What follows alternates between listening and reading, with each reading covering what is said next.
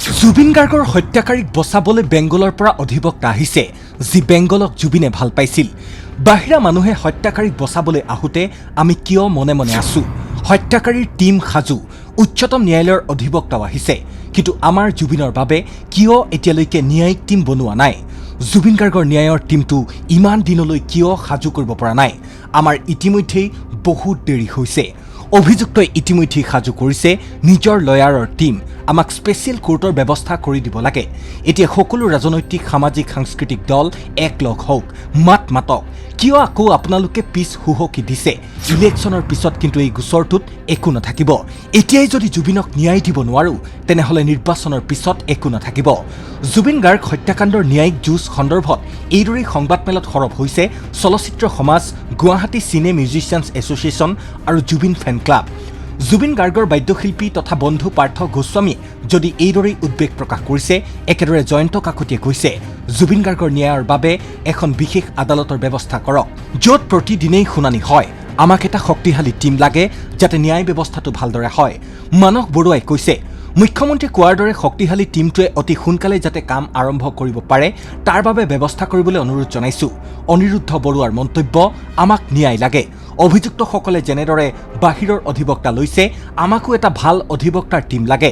একেখন সংবাদমেলতেই জুবিন ফেন ক্লাবে কৈছে, ভাল অভিজ্ঞতাপূৰ্ণ লোকেৰে যাতে এই ন্যায় ব্যৱস্থাটো আগবাঢ়ি যায়, আমি তাৰেই কামনা কৰিছোঁ।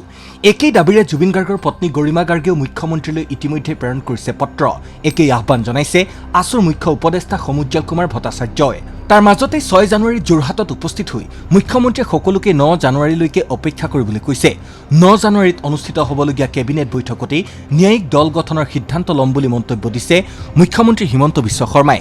জুবিন গাৰ্গৰ মৃত্যুৰ গোচৰত সেইদিনাই নিযুক্ত কৰা হ'ব বিশেষ লোক অধিবক্তা।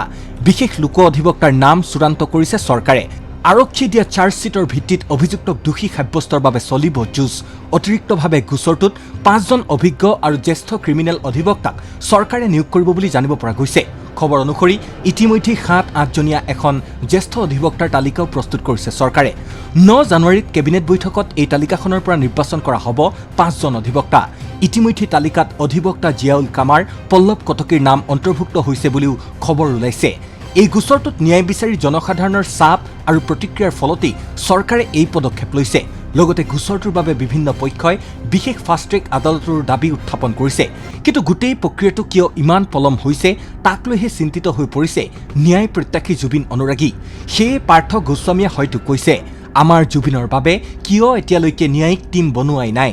জুবিন গাৰ্গৰ ন্যায়ৰ টীমটো ইমান দিনলৈ কিয় সাজু হোৱা নাই? আমাৰ ইতিমধ্যেই বহুত দেৰি হৈ গৈছে।